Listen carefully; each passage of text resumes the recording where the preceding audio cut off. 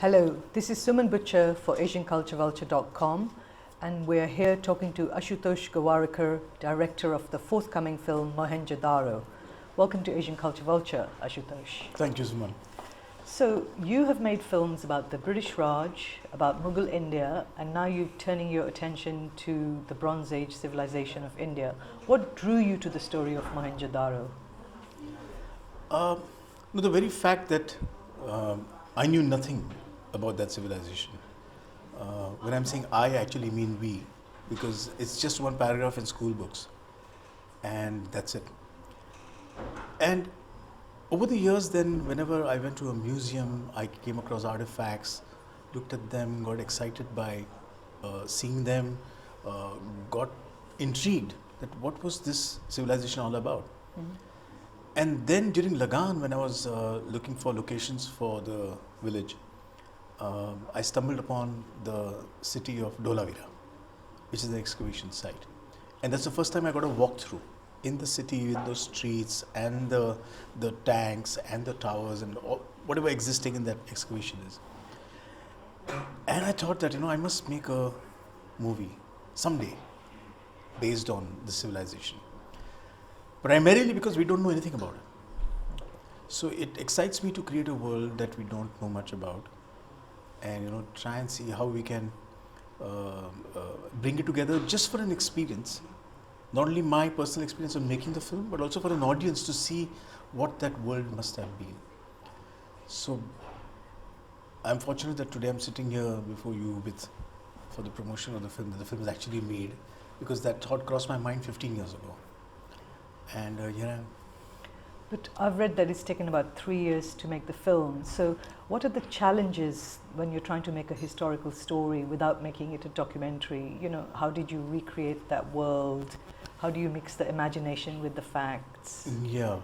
No, the first question that came to my mind was, how am I going to build the story? Right. And after looking at it on websites and just getting some surface information, I discovered the name of Dr. Jonathan Mark Kanoya, who is a leading archaeologist, who is the head of department of anthropology in the University of Wisconsin. He spent some 35 years at Mohenjo Daro as well as Harappa. Okay. And then I got several other Indian archaeologists also, like R.S. Bisht, Ajit Prasad, Krishnan, Vasan Chinde, got them all together and got the information from them, because they have worked at Dholavira, at Lothal, at Rakhigarhi. Because I needed to make sure that I have all the information available by way of the seals, the figurines, the toys, the pottery, the jewelry, the actual the sites where you see the streets, because I needed all of that, because that's what is fact. And I had to add fiction to it. Because if I don't add fiction, it's going to be a documentary.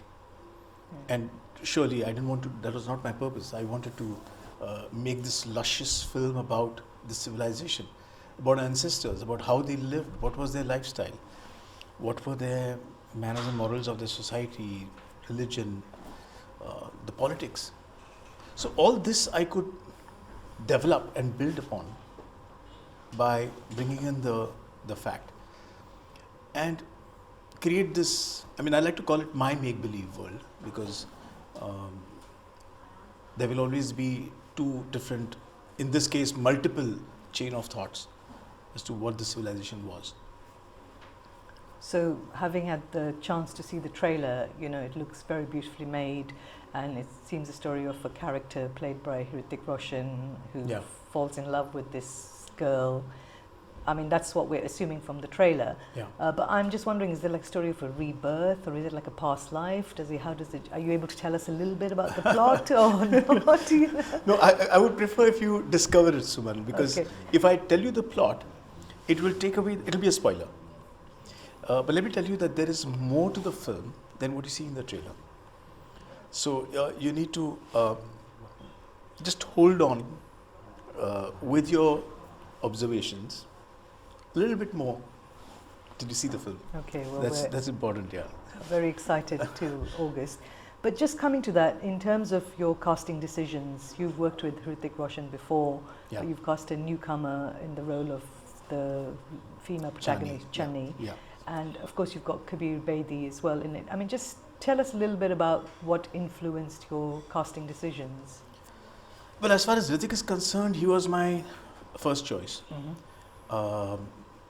Because, I mean, he has the ability to, infuse his energy in the surrounding and in the environment and make that world believable. Because I really think that Akbar became believable because he played it, the way he played it. And of course, Aishwarya, the way she played Jodhaa. So I think the actor needs to somehow become the part in such a way that, because it's a make-believe world. So I thought Hrithik for that. Mr. Bedi exactly for that reason. And I've always felt that Kabirji has not been used completely for his talent. And there are certain aspects in this character which he's played beautifully. So I definitely needed him with his stature, his voice, his magnanimous kind of a guy on screen. Pooja, because I needed freshness in that character, Chani, and someone who has dignity and grace very naturally in her personality. Because dignity and grace, I cannot teach an actor to be like that. Because either you're imbibed with it or not at all. So she had that quality.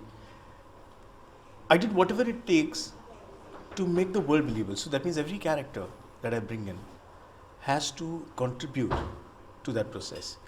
So it's not only for him, for the actors, I would say even for the DP, that's Muralidharan, or Rahman, who's done the music, or Javed Saab, for the words, they have to be in a manner where it somehow contributes towards the believability of that world.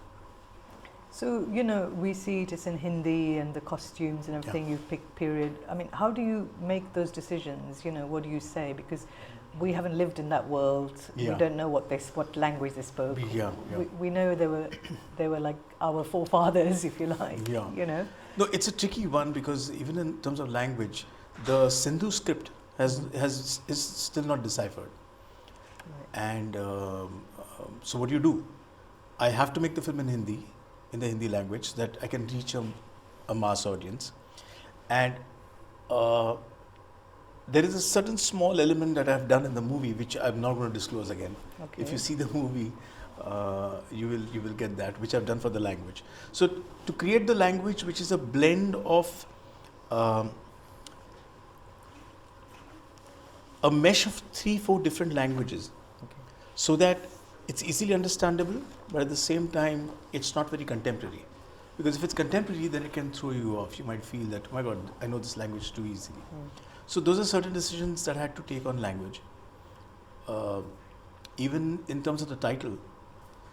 Now, obviously, Mohenjo Daro probably was not the name used at that time. Because this name has been coined by the British in 1930. Oh, I see. So nobody knows what it was called then. And I feel that if I would have called it Channu Daro or Mohenjo Daro, more questions would have been raised that how can I give it my own name? So I decided to use the popular name. Okay. And this is the name that has been even approved by all the archaeologists. They would rather use this name for to refer to that city. And hence I went with the popular one. So what would you like audiences to take from this movie? I mean, what do you hope audiences will get from it? What fascinates me also is how did this civilization survive? There are different theories about what happened to the civilization. What are the reasons why it moved? And there are different theories. So I've chosen one theory from them because I can have only one ending in the movie. I've chosen one theory and I'm following with that. Somewhere I feel that what happened to the civilization is somewhere a reflection of what can happen to our civilization today.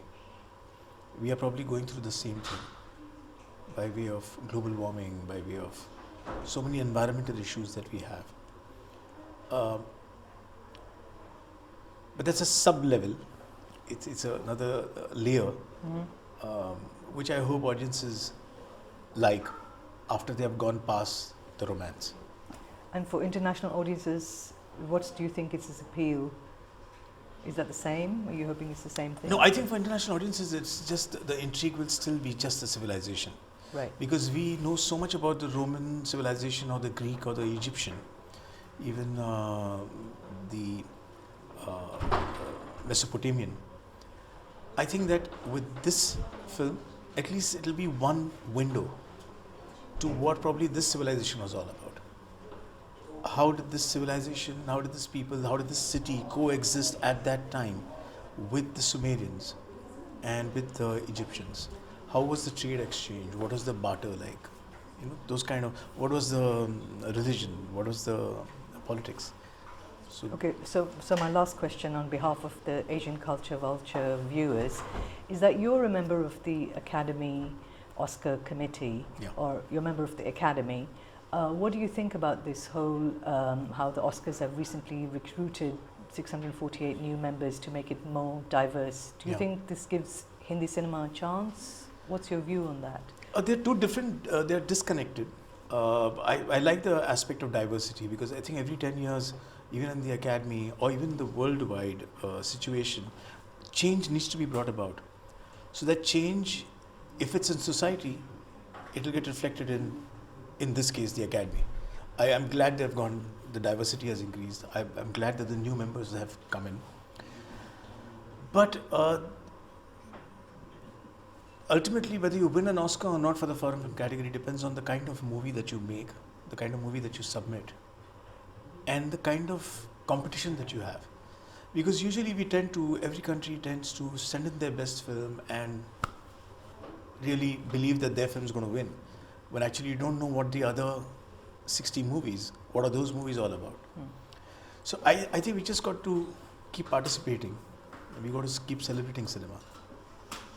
Ashutosh Gowariker, thank you for talking to Asian Culture Vulture, and we look forward to Mohenjo Daro. Thanks so much, Suman. It's always a pleasure to speak to you. Thank you.